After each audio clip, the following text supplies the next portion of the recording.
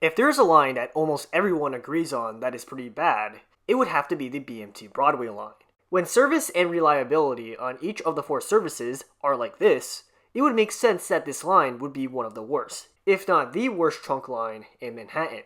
There are multiple reasons for this, but the big one is the merges. I already talked about one of them, which is the Culp, but I didn't talk about the second one, which can be just as bad as the Culp, Herald Square. The Herald Square merge is probably the easiest to understand. N trains branch off from the local track and merge onto the express track in the southbound direction and vice versa in the northbound direction. If this merge is so simple, then why is it so bad? Well, for one, the obvious. When an N train shows up in the general area with another train, expect delays on the entire line as the N train switches onto its respective tracks. But the more sinister reason this merge is bad is because it hardwires reverse branching onto the BMT Broadway line. Almost all merges and junctions in the New York City subway are designed to facilitate a reverse branch then combine system. This means a line would branch into the city center, then each of the branches would combine with the other branches to form a trunk line in Manhattan. This helps to preserve capacity in the city center to around 20 to 25 trains per hour. However, with the Herald Square merge, yes, the N train combines with the Q, which gives the express tracks around 20 trains per hour. But there is nothing merging with the R and W to help make up that lost capacity. This means the Herald Square merge is a pure reverse branch, and its very existence limits the entire throughput of the line to 45 trains per hour. And that is before you factor in any capacity lost from delays. And this is where I'll take back everything I said on DeKalb and Queens Plaza. Yes, these junctions are horrible and I think they should be de-interlined, but at the very least, they keep the veneer of keeping capacity as high as possible in the city center, where it matters. On the other hand, the Herald Square merge is pretty bad, but doesn't keep capacity as high as possible in the city center. And because of that, you get frequencies like this, and this, and this. For that reason, I will say Herald Square might be the worst merge in the entire system, thanks to the delays and reverse branching it brings to the BMT Broadway line. That is until I take an F train in Queens or a train over the Manhattan Bridge. But I mean technically those are junctions, and this is just a simple merge. So I guess my point that this is the worst merge in the entire system still applies.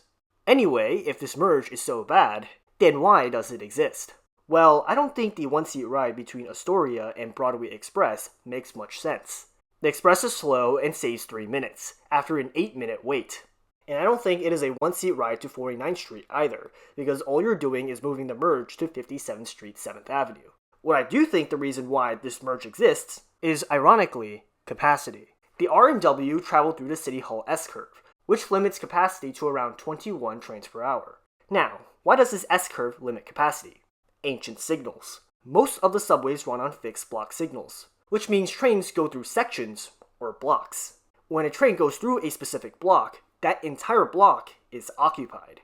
Not just that, the blocks around where the train is are also occupied for a buffer.